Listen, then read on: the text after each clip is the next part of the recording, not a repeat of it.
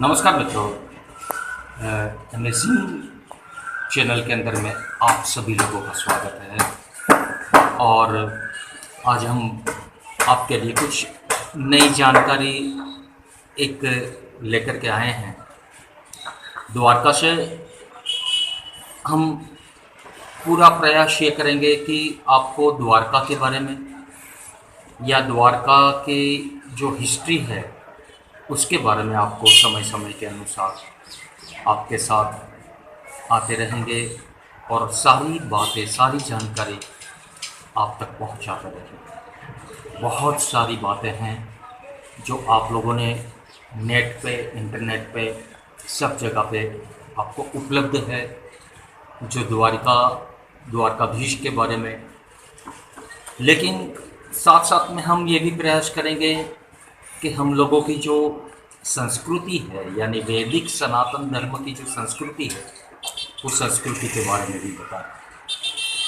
खास करके मैं जो आज आपसे बात करना चाहता हूँ या आपसे कुछ कहना चाहता हूँ, वो हम लोगों की रोजिंदा रोज, यानी हम घर में खाना तो बनाते ही हैं। जब खाना बनाते हैं हम लोग, और ख़ास करके मैं गेहूं की बात करता हूं, तो हम आटा गूंथते हैं पहले से, तो उसके बारे में हम जानकारी देना चाहेंगे आज। द्वारकाधीश का भी दर्शन आप करें साथ साथ में। और कुछ लोगों ने प्रश्न किया था मुझे कि कभी भी आटा गूंथने के बाद गृहिणियाँ जो है उस पर उंगलियों से निशान बनाना जरूरी क्यों समझती है? हाँ, ये बहुत अच्छा प्रश्न है, लेकिन मैं उसी के बारे में आपको मैं जवाब देना चाहता हूँ कि आटा जब आप गूंथ लिया जाता है और उसके बाद में उंगलियों के निशान छोड़ना बहुत ज़रूरी है, क्योंकि अगर ऐसा नहीं किया जाता तो वह पिंड का रूप ले लेते हैं और पिंड सिर्फ मृतक के लिए होता है, जो कि ये अशुभ माना गया है। इसलिए आटा को गूंथने के बाद उंगलियों के निशान बनाए जाते हैं ताकि वह पिंड ना रहे। पहली बात तो ये हो गई। और दूसरा प्रश्न ये भी था कि गूंथे हुए आटे से रोटी के लिए जो लोई बनाते हैं ना, हम तोड़ने से पहले थोड़ा सा तोड़कर आटे पर ही रख देते हैं। क्यों? क्योंकि उसका भी एक उत्तर है। यह रिजक है, मतलब कि अन्नपूर्णा को अर्पित सौभाग्य वृद्धि के लिए। मैंने जो आपको चित्र बताया उस चित्र में आप देख लीजिए। यह भारतीय सनातन संस्कृति जो आदिकाल से चली आ रही है, कृपया अपनी संस्कृति का ज्ञान अर्जित करें। तो ऐसे प्रश्नों के उत्तर आपको स्वयं मिलते जाते हैं। स्वयं भी जो जाने और बच्चों को भी समझाकर ज्ञान की इस विरासत को आगे बढ़ाना चाहिए, ताकि हम अपनी संस्कृति को देखिए। सब लोग अपने धर्म को, सब लोग अपने ही संस्कृति को, सब लोग अपनी भाषा को, सब लोग अपने विचारों को आगे रखते हैं। तो हमारा जो धर्म है वैदिक सनातन धर्म है। वैदिक सनातन धर्म के अंदर में अगर मैं आपको कहूँ तो इस सृष्टि में सबसे पुराना सनातन धर्म है। और सनातन धर्म के अंदर में ऐसी ऐसी बातें हैं, ऐसा ऐसा आपको पता भी नहीं चलेगा। लेकिन हाँ, मैं ये भी बात कहना चाहता हूँ कि हम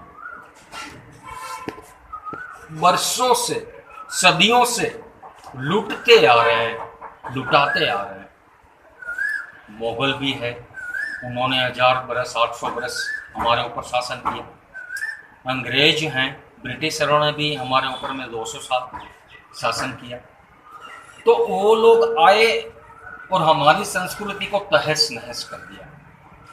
और उसी के द्वारा अब जब नई पीढ़ी आती है, नए लोग आते हैं, हमारी यंग जनरेशन आती है, तो वो प्रश्न यही करती है कि हम क्यों मंदिर जाएं, मूर्ति क्या है, काले पत्थर वाली मूर्ति क्या देगी, ये सारी बातें बच्चों को सिखानी पड़ेगी। ये आपकी ड्यूटी, ये आपकी जिम्मेवारी, रिस्पॉन्सिबिलिटी है आपकी।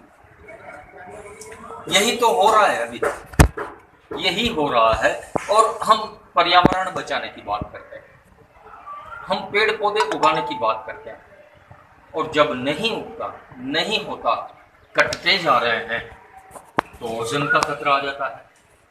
जब ओजोन का खतरा आ जाता है तब सूर्य का तेज प्रकोप हमारी सृष्टि में कहर बरपाता है। आर्कटिक पिघलने लगता है, बर्फ पिघलने लगती है और समुद्र का लेवल बढ़ जाता है। और समुद्र का जब लेवल बढ़ता है तो समुद्र किनारे रहने वाले जितने भी शहर हैं वो दिन ब दिन, मुझे तो नहीं लगता कि वो बच पाएंगे। कभी साइक्लोन का रूप ले लेते हैं, कभी तूफान का, कभी कहर आ जाता है। न समय से पहले नहीं होने वाली बारिश हम लोगों को झेलनी पड़ती है। जब ऐसे तूफान आते हैं, ऐसे साइक्लोन आते हैं, तो आपको तो पता ही है कि अभी अभी कितना भयंकर तूफान आया। अब वायु की बात करते हैं, तोकते की बात करते हैं, ये सारी बातें हम लोगों को झेलनी पड़ेगी। नुकसान के ऊपर नुकसान, नुकसान के ऊपर नुकसान हम लोगों को झेलना ही पड़ेगा। अब जब झेलना पड़ता है तो परिवार छिन्न भिन्न हो जाता है। इसीलिए छोटी सी मैंने जो पहले बात कही है कि हम अपनी संस्कृति को अगर बचा लेंगे, हम संस्कृति को अपने बच्चों को दे देंगे, तो अपने आप सीढ़ी चढ़ जाएंगे। पेड़ पौधे भी रहेंगे, पर्यावरण भी रहेगा, और समुद्र भी रहेगा, और बारिश भी अच्छे समय पे होगी। और जब अच्छे समय पे बारिश होगी तो बस अच्छा मुनाफा भी मिलेगा। तो बस आज एक हम लोगों ने प्रयास किया है। आप लोग अमेजिंग द्वारका जो चैनल है उसके साथ रहिए, सब्सक्राइब करिए उसको, और सारी जानकारी आपको समय समय पे द्वारिका से आपको देते रहेंगे। मेरे साथ राजू अश्वार और मैं परेश वालिया।